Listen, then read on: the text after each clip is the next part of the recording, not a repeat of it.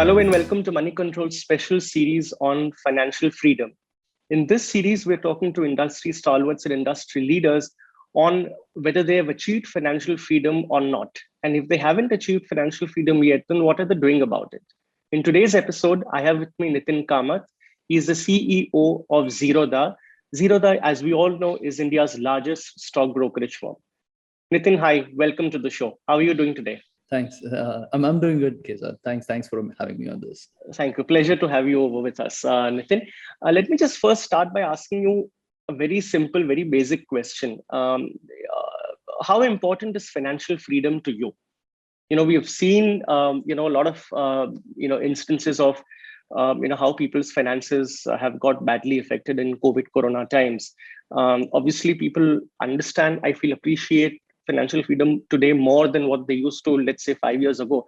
But, to you personally, how important is financial freedom? No, I personally, I started I started working when I was 17. I started trading the markets. I started, I used to learn a little bit of guitar, so I started teaching. I also did multi-level marketing. This was back in the late 90s when multi-level marketing was just getting into India.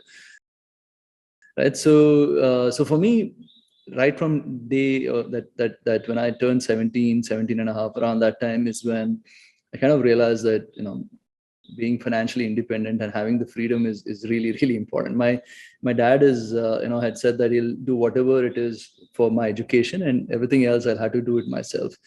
And so that rule was in place. So I had to go and find ways to make a buck. And over time, what is financial freedom the meaning has changed. When I started, if at 17, if you had come to my house and seen my wardrobe, you would have seen a Porsche, I think a Rolex watch, a house with a swimming pool. I mean, I had like this big posters of these things and saying, this is what I need to get to in my life when I feel that I have achieved financial freedom. But over time, it's changed. It's what financial freedom is changed. I think somewhere over the last 5-6 years, I kind of realized as and when the business did well, as Zerodha did well, and we started, it's been 20 years, right? 10 years. 10 years. Yeah, Zerodha is 10 years, but I started trading almost 12 before Zerodha. So like in my head, Zerodha is actually a 22-year-old business, because while it was not Zerodha before 2010, it is, really the seeds were sown back in the late 90s. So firstly, there is no quick money. I mean, and after 15-16 years of struggle, we started making some money over the last 4-5 years. And that's when it kind of, when I had all these material goals, and I as and when I started hitting and getting those material goals, I realized that there is no end to this, right? Your luxuries become your necessities, and then you can never achieve financial freedom, right? So at some point over the last, I think 3-4 years, I kind of hit that thing saying, there is no end to this, and I personally have really stopped spending anything materially. I mean, I spend on experiences. I love going on a holiday, or if I'm learning, I want to learn from the best teacher, and I don't mind spending on all of that. But buying like material stuff, buying a car, buying a watch, I mean, I did all of this when I was younger. I mean, maybe 3 years back, I got into a phase when I bought watches, then I bought cars, and I did all of that. But then you kind of realize that there is always something more, right? I mean, if you buy a Rolex, there is a Richard Mille. You buy a Richard Mille, there is a Richard Mille limited edition. There's no end to this. There are enough money traps out there in the world. So I think the idea is to be content and have enough money to sustain your lifestyle for your lifetime. And that really is financial freedom for me. And just knowing that I potentially can do whatever I want to do tomorrow and not have to work for the rest of my life to sustain my lifestyle, right? Because the thing is, if the quality of your lifestyle increases, no matter how much money you generate is not enough, right? I mean, there's always need to, if you want to, like, say, for example, if someone wants to buy a private jet, he has to go do something more. He buys a private jet, then he wants a Boeing for himself. I mean, there's no end to this material things in life. So I think financial freedom is a lot about just being content, I think. Is it also about starting to invest early? Because I caught what you said earlier that, at 17, 18, 19, you started trading, you started investing. Is it you said that your pocket money stopped at that time, your father stopped supporting you after your education, right?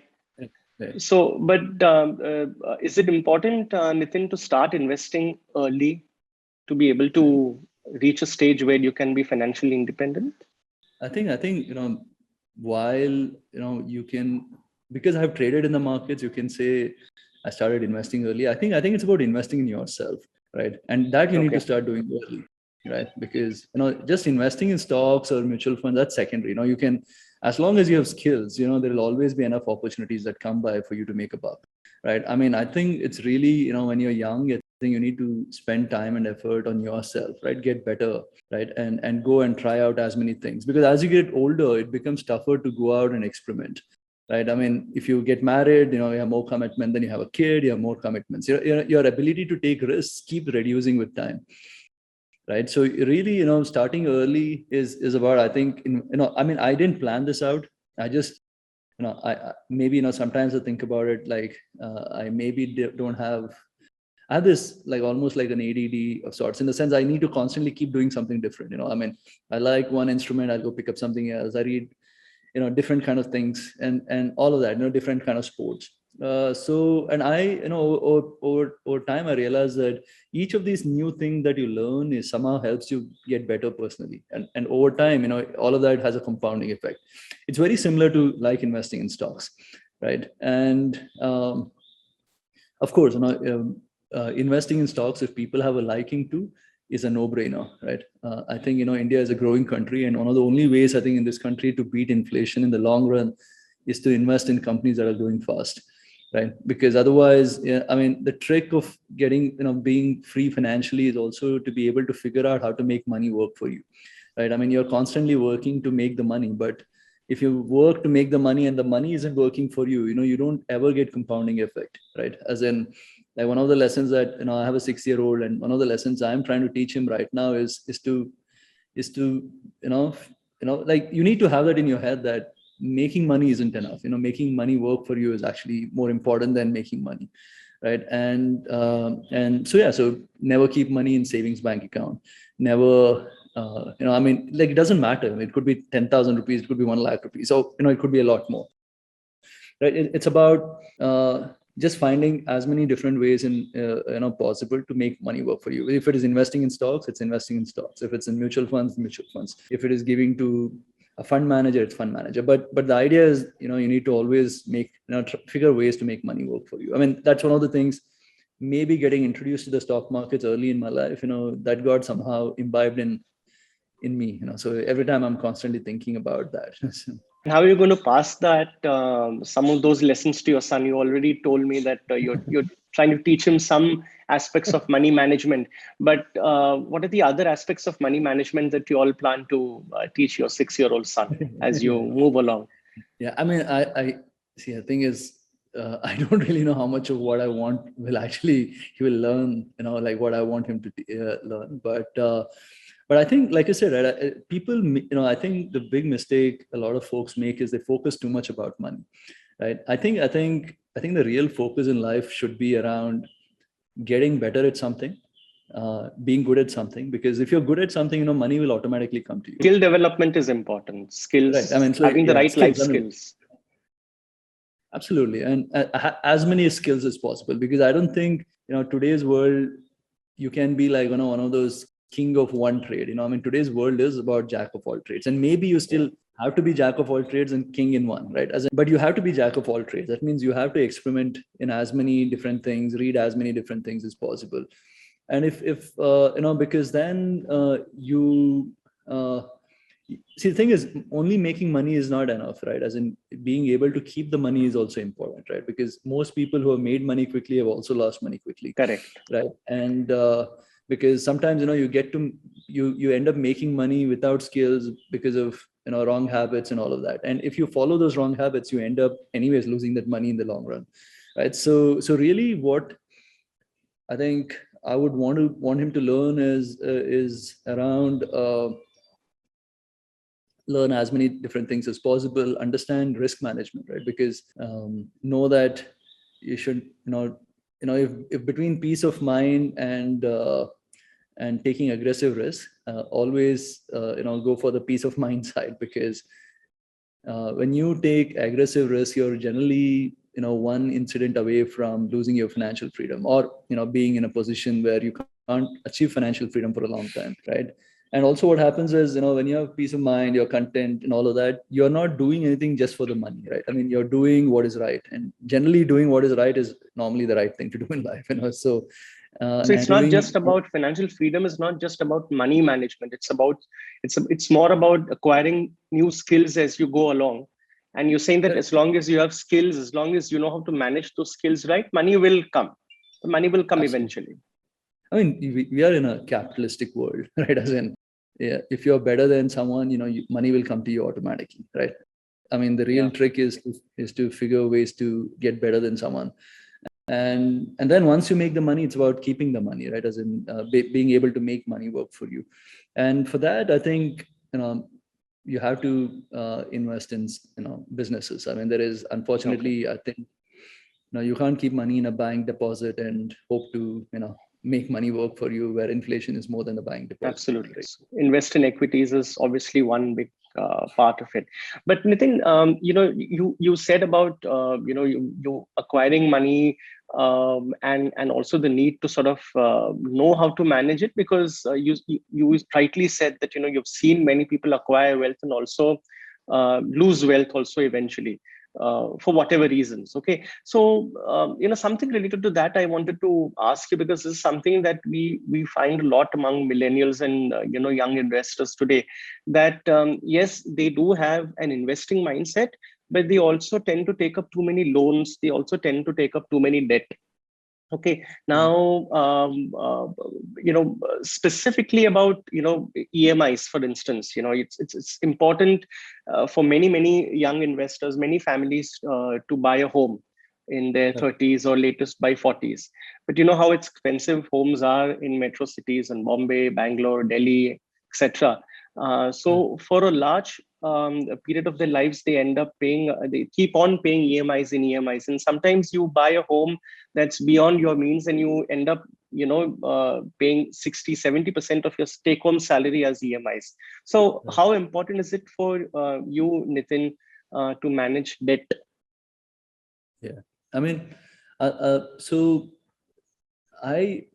my last time I took a debt. Okay, so the thing is, in early 2000, 2001, when the markets crashed, is when I went bust once. So at that time I borrowed money from people and I used to trade the markets, and then I kind of lost all my money. Plus, I lost money from whom I had borrowed, so I had to go find myself a job. So between 2001 to 2005, I worked in a call center. And in I think around 2002-3, I somehow I had this whole kida that I want to now read for like go abroad. So this GMAT fees and all of that, right? I mean, I think I took a credit card just to pay the fees. It was I think some 12,500-13,000 rupees. You took a credit card just to pay fees. Yeah, because you had to swipe a card and then right, and so I mean, it's so crazy that it took me almost 4 years to pay off that one debt, like two debts, to be really honest. And it was extremely painful to live in that pressure. So post 2005-6, I haven't really borrowed a penny from anyone, right? So we, as a business, as a person, so I mean, for me, being debt free has been like my topmost priority as a personal, even as a business. Even during some of Zerodha's growth, we could have potentially borrowed money to try to grow faster, but we never did it because I knew that I, like I earlier said, right? I mean, that whole I want to go back home and sleep well, because then I can get up tomorrow and work hard, right? And personally, I find it very tough to sleep if I owe someone something. And that's been my personal philosophy, and that's how we've built business Zerodha. Now in the office, so we have this employee loan scheme, right? As in, so we give out loans at like like I think 6.5-7% to our team, and a lot of folks come to me asking, should I take loan to buy a house, etc. So my usually what I suggest in the context of at least the conversations I have with people on the team is if whatever you're borrowing for, if the money can improve the quality of your life, which eventually means that you can go out and improve yourself, upskill yourself, then go and borrow money, right? So that is, if taking a car can help you get somewhere faster and save you some time, take a car. Building a house is going to give you peace of mind to be in a place and work harder. Take the house, right? If you want to take a course that can upskill you, go take a loan, right? But if you're going to take a loan to buy this new mobile phone, right? If you're going to take this like this house for no absolute reason, just because someone's like everyone's buying a house, right? Then I think it doesn't make sense at all. I mean, I think see, the thing is, what a lot of today's generation doesn't remember is that India had the biggest real estate bull market ever, right? I mean, we have plateaued over the last 3-4 years, and we are most likely going to be there next decade or so. I mean, I can't really see how real estate prices are going to beat fixed deposit rates over the next, say, 5, 10, 15 years, okay. Right? So if like the problem is, a lot of what I've seen with, especially with our customers and millennials that I speak to, is that we end up picking up behaviors from our parents, right? And our parents have been lucky to be in the best real estate boom of all times, right? So whatever house they bought, whatever plot they bought, wherever they bought, has made. And we only hear about good experiences. That is why we don't hear the other side of the story, right? So yeah, so everyone assumes that somehow if you buy a house, it'll appreciate in value. I mean, I think now I'm meeting finally after in the last 1-2 years, I'm having conversations where people are saying, dude, you know what? I did a mistake buying real estate. It's gone nowhere. I have a loan and all of that. I think overextending yourself to buy a house, I don't know. I don't know if it's really like a smart idea. Okay.